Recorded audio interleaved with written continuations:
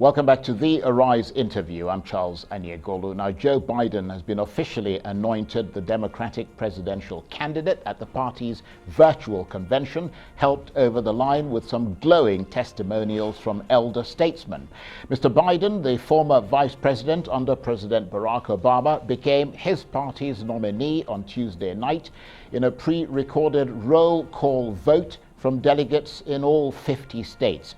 This is Mr. Biden's third White House bid, having formerly run in 1988 and 2008. Well, one man who's familiar with running for high office is the former Nigerian presidential candidate, Professor Kingsley Moghalu. Dr. Moghalu is currently in the United States working on a new book, which, as you might have guessed, contains his experience so far in Nigerian politics. He's been keeping an eye on US politics with all its nuances as the country's November election approaches. So what lessons might there be for Nigeria?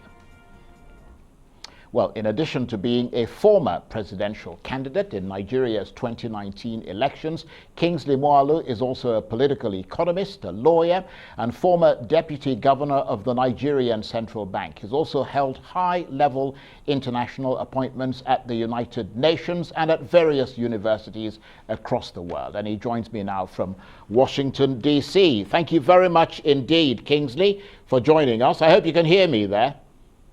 Yeah. Yes, I can. Thank you very much, Charles.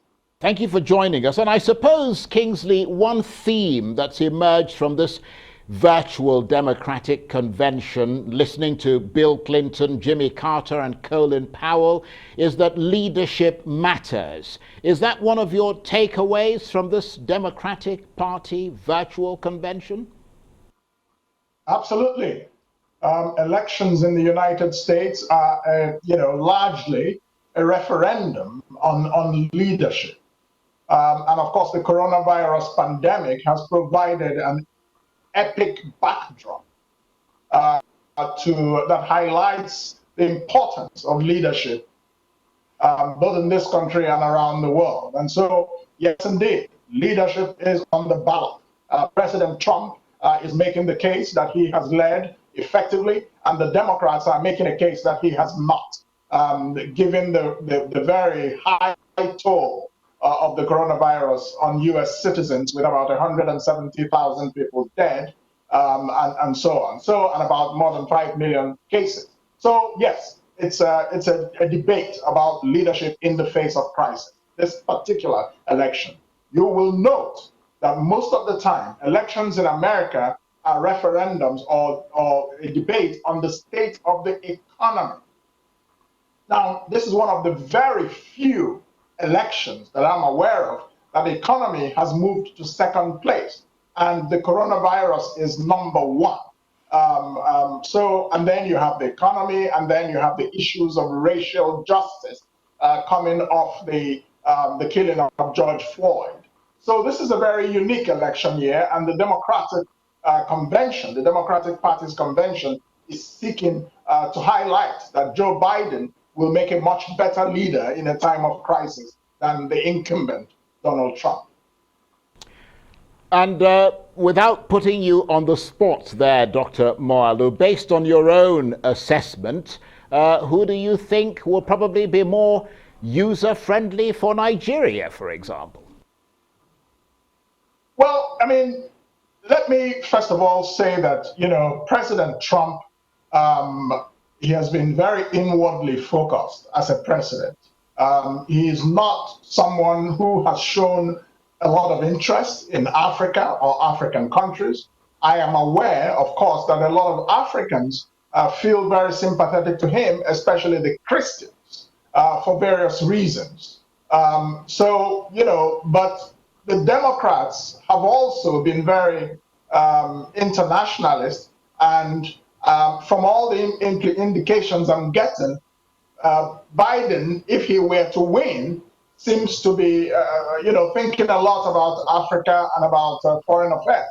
But I think more important is for African countries themselves, and for Nigeria especially, to be able to engage with Washington for its own strategic interests, whether it's Donald Trump that wins or whether it's Joe Biden. Yes, that's a good point, and that's an important point. But, I mean, you're a politician. You went through the trials of Nigerian elections. I mean, you're in America, you're watching the United States, you're watching the way the conventions are unfolding, the campaigns and all the rest of them as they head towards the November elections. I mean, what lessons are there for Nigerian politics and its electoral system from America? Several lessons. And I think the first lesson for Nigeria is that in America, you will see, an educated and informed electorate. Because that's the first requirement of democracy, that the people in whose name democratic systems are framed are informed participants.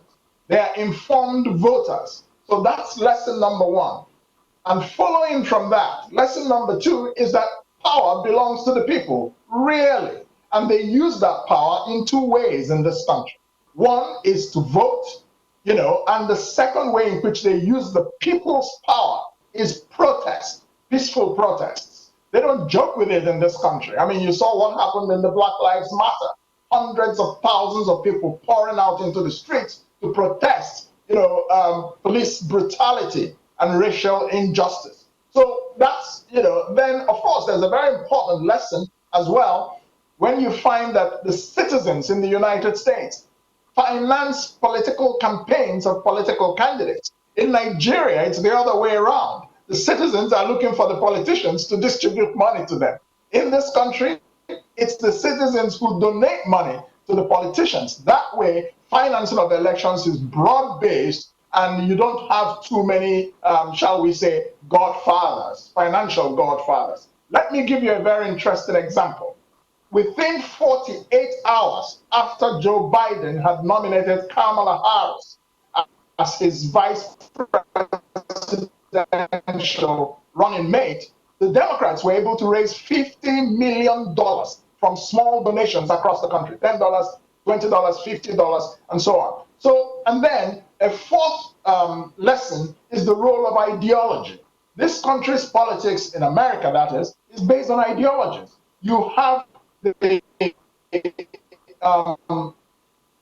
Republicans who believe in limited government, business, and social conservatism. Then you have the Democrats who believe in a more muscular role for the government. They believe in social justice and a bit more liberal when it comes to social traditions.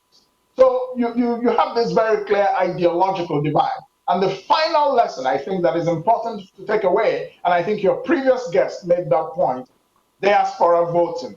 All Americans can vote regardless of where they live in the world. And this is what we want for Nigeria, for Nigerians who live everywhere in the world to be able to vote. And that's one of the reasons I founded To Build a Nation, TBAN, to build a nation. And we are campaigning for electoral and political reforms, including diaspora voting.